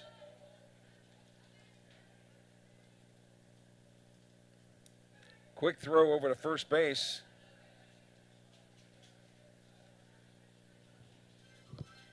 Gets away, but not that far away. Looking on from the Partio out in left center field here in Decatur. Brazil again showing bunt. Breaking ball, that's a strike. If he was going to bunt, that would have been one that he would have laid down, I would think. So that might be all smoke and mirrors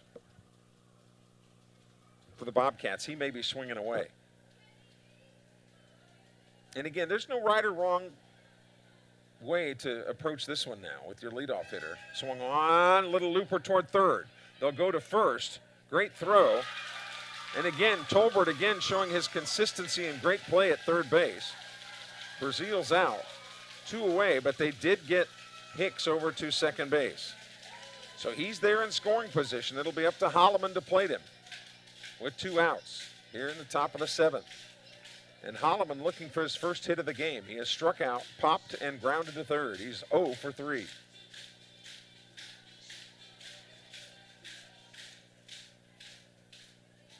And Keaton Malden looking like he's putting the armor down there in the bullpen. It looks like he is prepared to come into the game.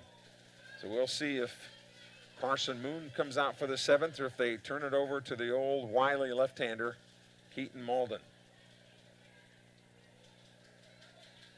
First pitch to Holloman is inside. So Hicks will be moving on contact with 2 away. The 1-0 pitch. Breaking ball. There's a drive to left field. That ball is well hit. That ball is way back. It's off the fence. Holloman delivers a 2-out double that puts Hicks home, and it is 4-2 Bobcats. The only extra base hit of the day is a 2-out double by Holloman. I almost had to pull out the steel guitar.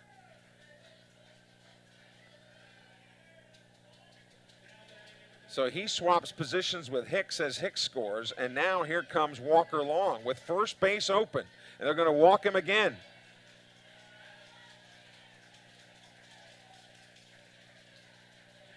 And strategically, that's the thing to do. I hate it for Walker Long, but Odom is the one that will have to make them pay.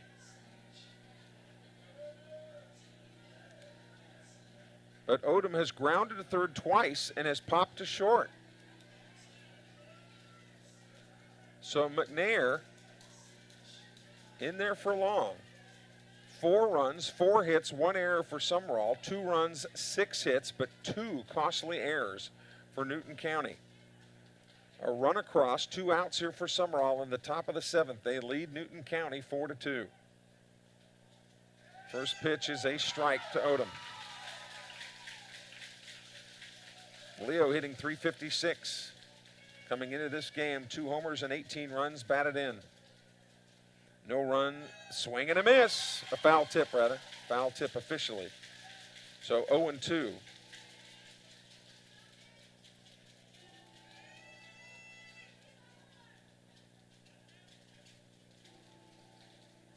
So Holloman will be moving on contact. Should Odom reach, then Cade Clinton would come up. And Clinton has been quiet today offensively. He has grounded to third, flown to center, and struck out. So this is the time for Leo Odom to stand up and be counted here in this particular ball game. Top of the 7th. The 0-2 pitch. Outside, ball 1. Dalton Graham on in relief of Renfro. Sumrall 3 outs away from a matchup against Purvis for the South State 4A title. The 1-2 pitch. Fastball on the corner, strike 3. Odom down on strikes. And so too are the Bobcats, but they do plate 1 more run. 1 run on 1 hit. There were no errors, 1 man left on base. So it will be Keaton Malden, the lefty, coming on to try to save it for Carson Moon. Keaton Malden has a win-loss record of 1-1 with a 1.95 earned run average. He has pitched 32 1/3 innings. He has given up 33 hits. He has walked 15 but struck out 39. So that's almost that 3-to-1 strikeout ratio that you'd want. And he will face the top of the order. Hitters 1, 2, and 3 for Newton County. Sumrall leads it 4-2 as Newton County comes up for their last at-bat potentially of the season. Regardless of who wins this series, a reminder that the next round at state, ticket prices go to $10. I always get a kick out of the MHSAA. They say it's not about the money. It's about kids getting an opportunity. But then why do ticket prices go up if it's not about the money? Anyway, you need to know that. whoever wins this series, the next round, ticket price is $10. So Keaton Malden, the old Wiley senior, the lefty. Splinter has finally checked in tonight. I wonder if he's out on the swing there in Melby. Watching, saying, let's go Cats. Well, here we go. Cooper Johnson has grounded to second. He has walked and scored, and he has struck out. Lefty versus lefty, the matchup.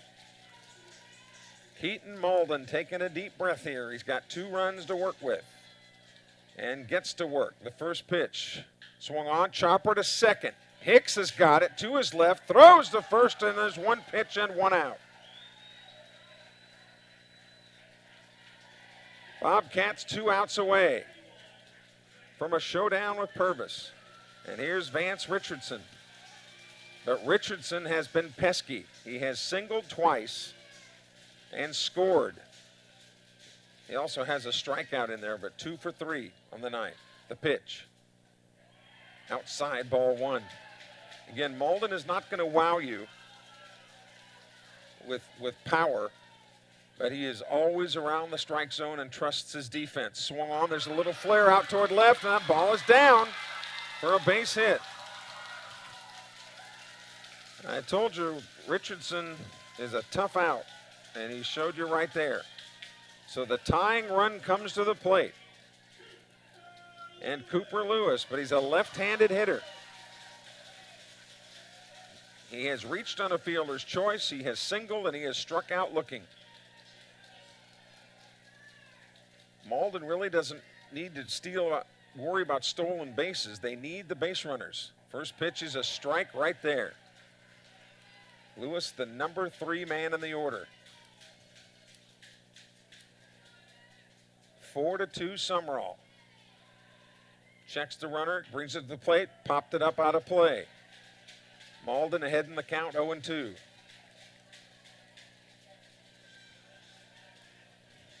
Glad that you've been with us, and it is an honor to be your eyes and ears. Here's the 0-2 pitch. Up and away. 1-2. Malden had that one to spare. Tried to go up the ladder and get him to chase. Sumrall trying to defend its title. 2 outs away from going back to South State anyway. Throw over to first base. Runner back in time.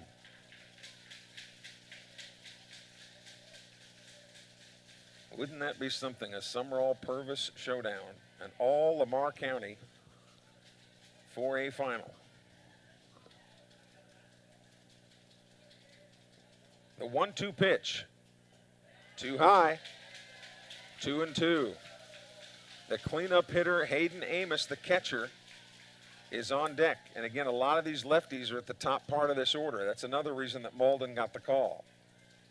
The 2-2, throw it again over to first base. This is all kind of academic because the Cougars wouldn't dare try to steal when you're down to 2 outs left. The 2-2 pitch. Swing and a miss. He got him on strikes. 2 away. And here is Hayden Amos.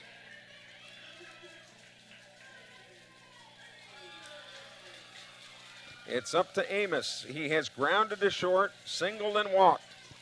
He's officially 1 for 2, but again, you've got the lefty-lefty matchup. The pitch. Swung on, drive to left field.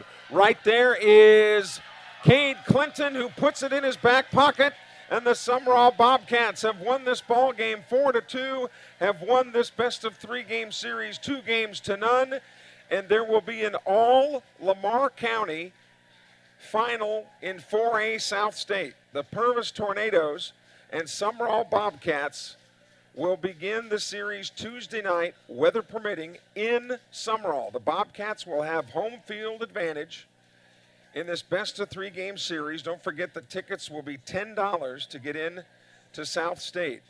Sumrall against Purvis. We told you back during spring break that we thought that this could very well happen. Well, yes, Virginia, it has happened. Purvis versus Sumrall for 4A South State, which means there will be a Lamar County team playing for the state championship in 4A. The winning pitcher is Carson Moon. Keaton Malden gets the save.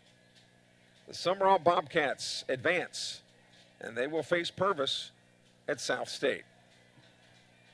Thank you all for joining us. Thank you to the sponsors for making it all possible. For producer, engineer, Richard Thompson, I'm Kelly Sanner. Thank you again for joining us in Decatur tonight, where your Bobcats have defeated Newton County 4-2, and it's on to South State. From all of us to all of you, again from Decatur, good night. You've been watching the South State High School Baseball Playoffs on the Sumrall Athletics YouTube channel.